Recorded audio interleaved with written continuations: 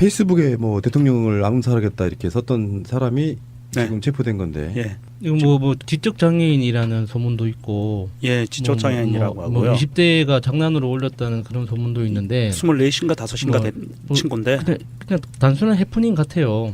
그런데 그 SNS에 이런 거 협박글을 올리면은 검거하는데 그 이것보다 훨씬 심한 폐륜적인 그 글들을 수시로 싸대는 인간들은 왜 가만히 두는지 그게 더 답답하죠. 이제 일베에서 그런 글들이 종종 올라왔었죠. 예. 이번에 대통령 선거가 끝나면서 삭제 요청이 줄을 이었던 글들 대부분 이제 그런 것들인데 우리가 이것을 그냥 해프닝으로 끝날 거라고 보면 안 돼요. 이거는 국가원수 대통령에 대해서 살인을 하겠다. 암살을 하겠다는 거. 살인을 하겠다. 살인을 하겠다라는 이게 법조항이 있어요. 살인 예비 음모죄라고 있어요. 여기서 이제 음모죄는 여러 명의 공범이라고 하니까 빼고 살인 예비죄가 이게 형법의 조항에 있습니다. 그래서 누군가를 특정하고 조건이 있어요. 내가 죽이려고 하는 사람을 특정을 해야 돼. 누군가. 그리고 그런 마음이 있어. 그럼 그걸로 충분해요. 처벌할 수가 있어요. 그 마음을 먹는 것만은 거 가지고 아니죠. 공표를 해야죠. 공표를. 페이스북에 댓글로 달았잖아요.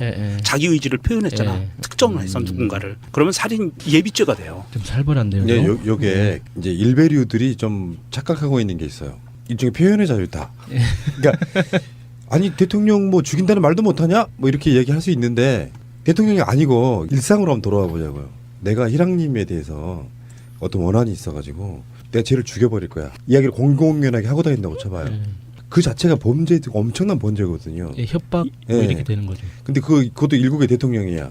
이건 어떤 관점으로 저는 보고 싶냐면은 지난 정권 때 이명박이나 박근혜에 대해서 오픈된 SNS에 이명박 암살해 버릴 거야 이렇게 쓴다고 하면 어떻게 됐을까요? 큰일 나죠. 바로 체포. 네. 이거 실형도 살아야 되는 이런 상황이었을 거란 말이에요. 실형감이에요. 이거는 그러니까 살인 예비죄라니까요. 이게 간단한 문제가 아니에요. 그래서 우리나라 법원 판례도 다 그렇게 나와 있습니다.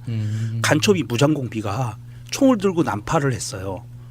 그래서 잡혔어. 그러면 살인 예비죄냐 아니냐. 근데 예비죄가 성립이 안 돼요. 누구를 죽이려고 했는지 특정하지 않았기 때문에. 그런데 누군가를 죽이려고 한다는 쪽지를 갖고 왔어. 그리고서는 지령을 받았어. 그러면 살인 예비죄가 성립이 되거든요. 그리고 이 사람이 처음이 아니에요. 4월에 선거 벽보도 훼손한 혐의로 검찰에 송치된 적이 있거든요. 이거는 지적 장애 2급이라고 해서 봐줄 일이 아니죠. 지적 장애 2급이면은 어느 정도일까요? 난 그게 잘 몰라서 찾아봤는데 지적 장애 2급이면 지능 지수가 35에서 49 정도. 그리고 주변의 도움을 받아야만 어떤 단순한 작업을 할 수 있는. 그러니까 이게 그 정도 수준이네요. 사실은 지적장애 1급 정도 되면 아무것도 구분을 못해요. 내 예전 처조카애가 1급인데 시설에 들어가 있거든요.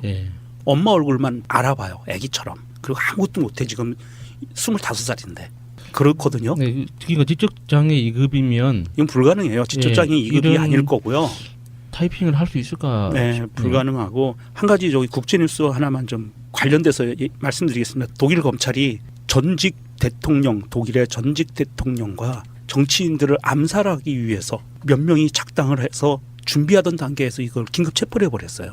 독일에서요? 예, 이건 5월달 뉴스입니다. 우리 문재인 대통령 당선되던 날 5월 10날 뉴스 나온 건데 5월 9일날 그 전날 그 급습을 해가지고 군인들이었어요.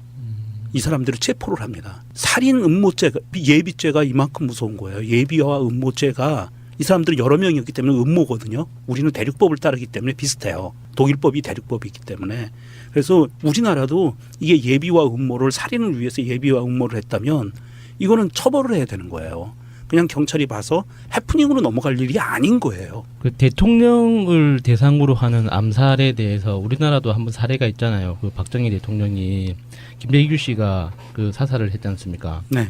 그래서 그 관련된 그 영화나 이제 이런 기록들이 있는지 보니까 영화는 제가 평소에 좋아해서 많이 보는 분야긴 한데 그 벤티지 포인트라는 영화가 있어요. 굉장히 그 이 실제 그 암살 현장인 것처럼 그 페이크 다큐라고 하죠. 그런 영화인데 되게 재밌어요. 대통령의 죽음이라는 영화도 있고 그 암살 관련해서 가장 유명한 영화가 JFK. 다들 들어보셨을 거예요. 네. 그리고 우리나라에서도 2004년도에 그때 그 사람들 한 적 있죠. 26년도 있고요. 김재규 평전도 되게 재밌습니다. 바람 없는 천지에 꽃이 피겠나라는 책이 있는데 김재규가 그 법정에서 진술했던 굉장히 디테일하게 나와 있거든요. 이게 지금 살인 예비죄 같은 경우는 좀 더 정확히 이야기하면 이렇게 보실 수 있을 것 같아요. 말로만 그렇게 했느냐 아니면 뭔가 조금이라도 실행에 옮기려고 했던 게 있었느냐. 예를 들어서 뭐 총을 만들려고 했다든가 예. 아니면은 칼제비를 고용하려고 그 사람을 샀다든가. 아니 이 사람 그 지적장애 2급 이 사람 그 입건됐다는 사람 집에 가면 부엌칼 있을 거예요. 만들려면 만들 수 있지. 부엌칼도 있고 과도도 네. 있을 거예요. 망치도 있고. 네, 그러니까 그 정말 미친 사람이 SNS에 썼다. 이거 아닐 수도 있다는 생각을 해본 거야. 가장 그런 거를 엄중하게 빠져나가기 쉬운 건 이런 거 있을 수 있잖아요. 내 새끼가 진짜 약간 또라이야. 바보는 아니고 또라이라서 정말로 그런 걸 할 것 같아. 근데 경찰이 잡으러 왔어요. 이럴 때 가장 둘러대기 쉬운 말 중에 하나는 이런 게 있습니다. 이 지적 장애 있는 애라고. 약간 바보처럼 행동하고 그런 방식으로 해서 이렇게 어떤 상황을 무마하는 경우도 있을 수 있다고 보고요. 근데 이건 상황이 정확히 모르겠지만 암살 이런 걸 위해서 가끔씩 이렇게 나오면은 꼭 이런 놈들이 또 국민들 무시하는 이명박근혜에 대해서는 또 순종적이야. 국민하고 막 잘해보려고 하는 사람에 대해서는 이렇게 막해. 그쪽 정권과 이쪽 정권의 차이점 하나가 법적으로 하지 보복하지 않는다. 뭐 이런 차이가 있는 거잖아요. 그러니까 무서운 게 없으면 막 들이대 갖고 왜 그런 거 있었죠. 저쪽 대세론 후보한테는 찍소리도 못해요. 선거를 보면. 근데 야당 대세론 후보한테는 또 함부로 돼. 보복하지 않는다. 그 조기숙 교수님이 그 권위주의에 대해서 말씀하셨잖아요. 힘없는 사람한테 약자한테 약한 사람한테 함부로 한다고. 강자한테 강하고 약자한테 약한 사람들. 그래서 그 사람들이 훨씬 더 편하게 욕하고 그런다고. 그런 게 이제 대표적으로 노무현 대통령이었고 지금 문재인 대통령 같이 약한 사람한테 약한 이런 분들이 더 이렇게 안 좋은 일을 많이 당할 수 있다고 하더라고요. 이제 진짜 하고 싶은 이야기는 이런 겁니다. 아무 일이 없으니까 경호팀들도 마음은 느슨해질 수밖에 없고 대통령은 스킨십을 좋아하는 분이고 국민들과 그러니까 꺼리낌 없이 들어가잖아요. 이럴 때일수록 경호의 긴장을 넣어지면 안 되는 게 역사적으로 보면은 미친 짓 그런 놈들은 진짜로 미친 놈들이기 때문에 가능한 거예요. 일반인들은 하나도 못해요. 수억을 준다고 해도 못한다고요. 그런 사람들은 항상 늘 조심해야 된다는 거예요. 이거는 그 대통령 경호에 진짜로 문재인 대통령은 스킨십 소통을 위해서 경호를 일정 부분 많이 빼고 있어요. 지금도 뺐고 그래서 현장에서 보면 경호원들이 잘 안 보이는 것 같은 느낌이 들어요. 그 정도로 많이 빠져 있는데 이거는 경호팀에서 좀 전략 전술을 다시 짜야 될 것 같아요. 그래서 예전에는 군부 독재 시절에는 박근혜 뭐 군부 독재까지 다 할 필요 없어요.